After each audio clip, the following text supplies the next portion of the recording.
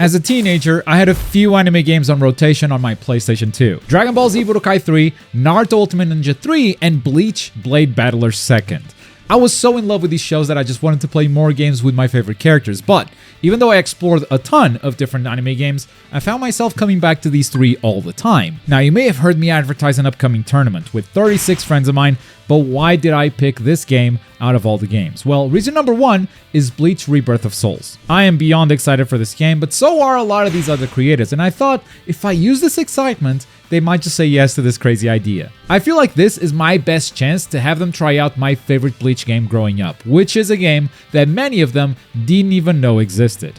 But what makes this game so good, you might ask? Well, let's talk about it. Bleach Blade Battlers 2nd is at its core an arena fighter. It's inspired by Power Stone, so you have that freedom of movement and kind of a simple moveset for each character. Every character has an auto combo, a couple of special moves, a level 1 super, and a level 3 super. On top of that, they have an awakening that could change their entire moveset like Ichigo here, or something simpler that just buffs them slightly, but may also cause some sort of a full screen effect that opponents will have to deal with. And what made me really like this game is that despite these movesets being kinda simple, they took every chance they could to go crazy with them. I mean, if they could make a character lore accurate, you bet they absolutely did it, even if it meant like it could feel the character was broken. Does Tozen take away your vision when he activates Bankai? Yeah, he does. You can kind of see his shadow pop up here and there, but if he stands still, he's very hard to spot. What about giant Bankai? You know, like Komamura or Mayuri? Yes to both. With Komamura, you still control the captain, and the Bankai follows you around, attacking your target.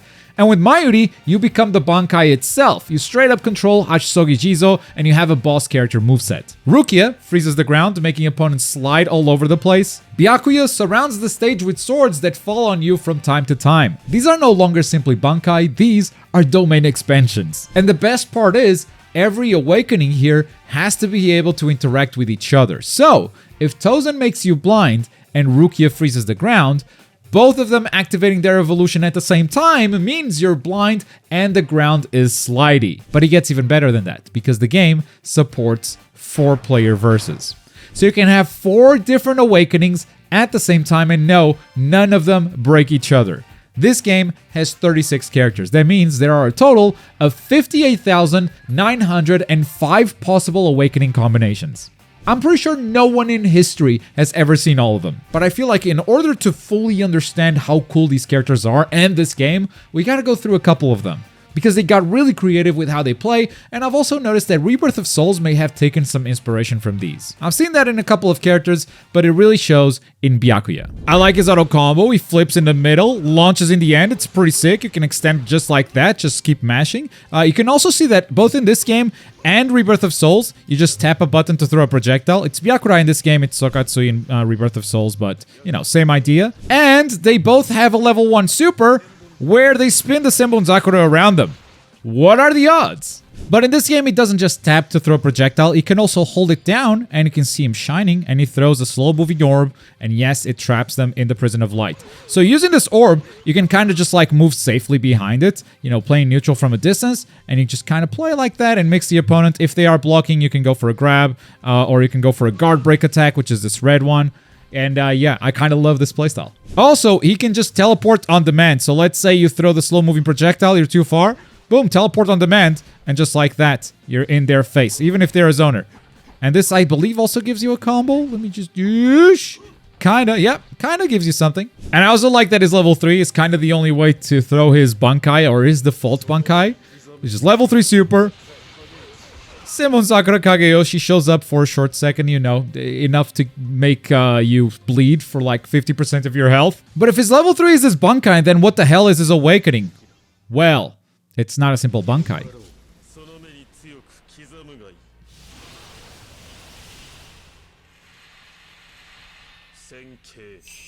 Senbon Sakura Kageyoshi. That's right, it's Senkei. The entire stage becomes swords, and the swords are already stabbing Renji right here. Also, he has increased range, because look at the range of this sword now.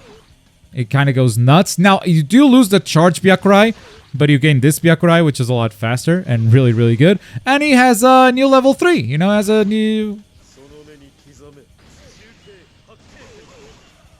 Cool. Yeah. Oh, also a new level 1 super. Let me see if I can show it. Yeah, new level 1 super, where you just do this, and now you have spinning blades around you. They kind of follow at a delay, but this makes playing very, very safe during Bankai. Yeah, they went nuts with him.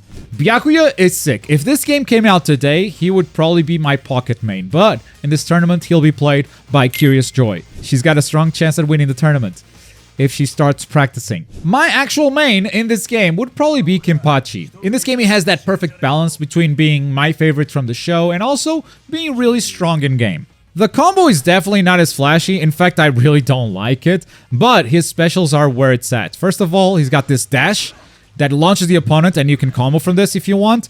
But the cool thing about the dash is not that it launches the opponent, is that it's actually a guard break move. So if the opponent is blocking, you can see, okay, blocking, that's fine. But what about the dash? Oh, I gotta get closer. Boom! Guard break. Yes, sir, yes, sir, yes, sir. That's not a combo. His other special is this slash that cuts time and space itself, bro. It just leaves a black mark on the stage. So, like, let's say you do a combo, right? You knock down the opponent, and then they have to deal with that on wake up. If you space it right. Okay, throw them on the ground and space it right, and now you have to deal with that. Boom. You have to block it, but then I can guard break you, or I can throw you, or you just take it, you know?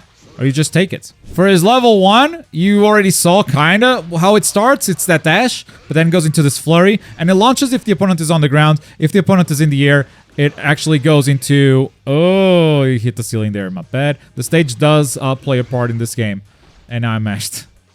1, 2, 3, into the sky, and boom. If he's in the air, he gets knocked back down to the ground, and that's it. That's the end of your combo. But that means his combo game kind of looks like this, because you can interrupt the specials into supers. And you go 1, 2, boom, and you do it again.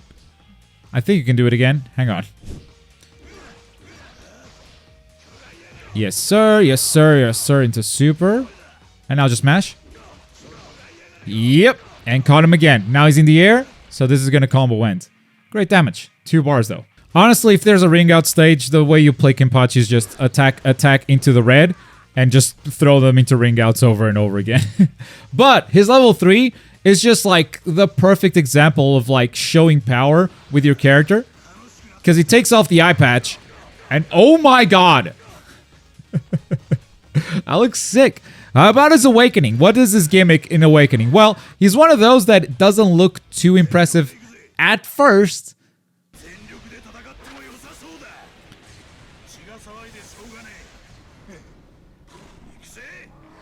He gets these skulls floating around, and I guess the opponent kind of has to be careful with the skulls if he doesn't want to get hit. But his biggest gimmick is not even the skulls.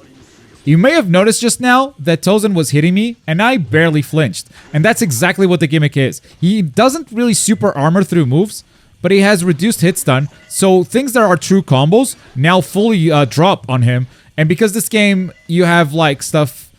Even that special. See that special? It barely did anything. You still take the damage, but you barely flinched. So you can just mash sometimes, and you will get through opponents. Easy. Oh, also, he gets a new level 3. Where he goes, hit me, baby. Yeah, check this out, though. Oh my god. Kenpachi will be played by Jack the Boss. He actually made a video learning the character, and to be honest, it's not looking great.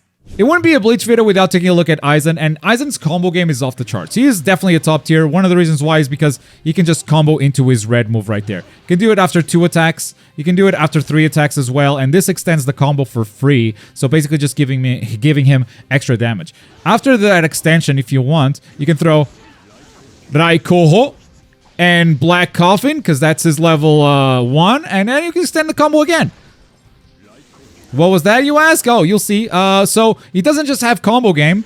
I'd say the opponent is far away and you kind of gotta get to him. You can just throw a clone, and look at how fast that clone is. All right, just throw a clone, and if you tap the button again, oh, you confirm.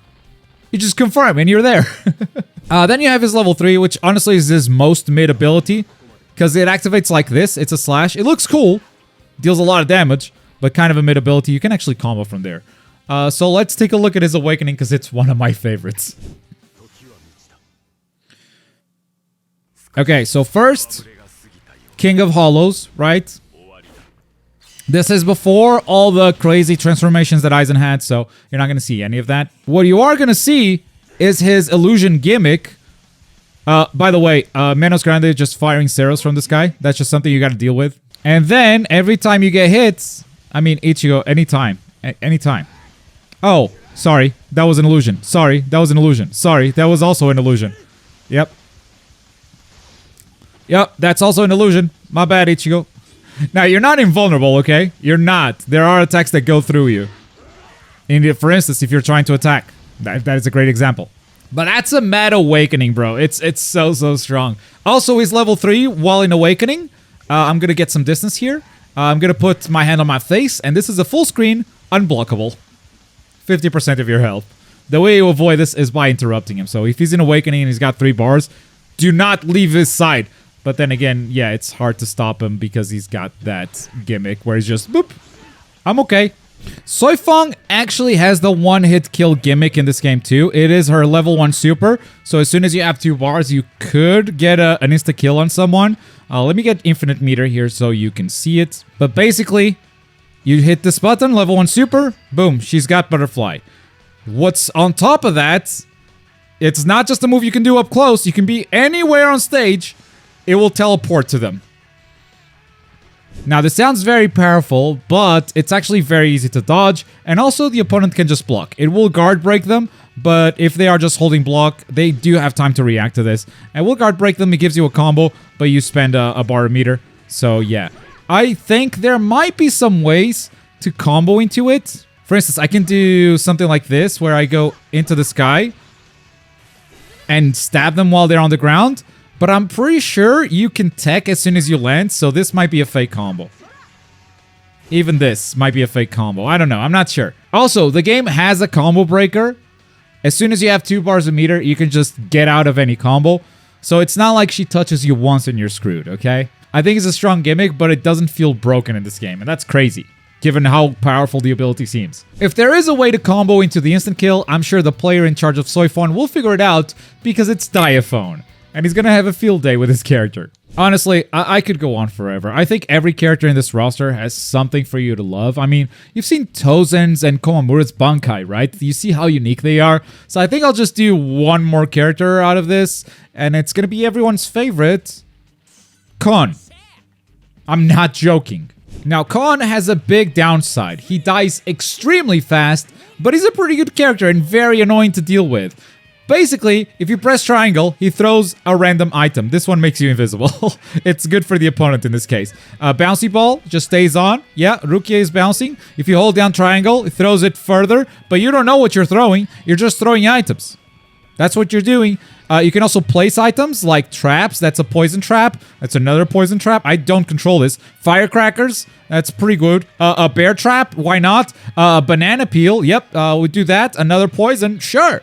Banana peel, do you got any mines? Mine. There it is. There's the mine. It also works on you, by the way, so careful. Wow, such a random character. What do you mean he's good? Well, what if his level 1 super is just throwing all that stuff at once? It's good for you, but it's also bad for you, you know? Those pills are very good. That's meter, that's awakening gauge. That's all sorts of things.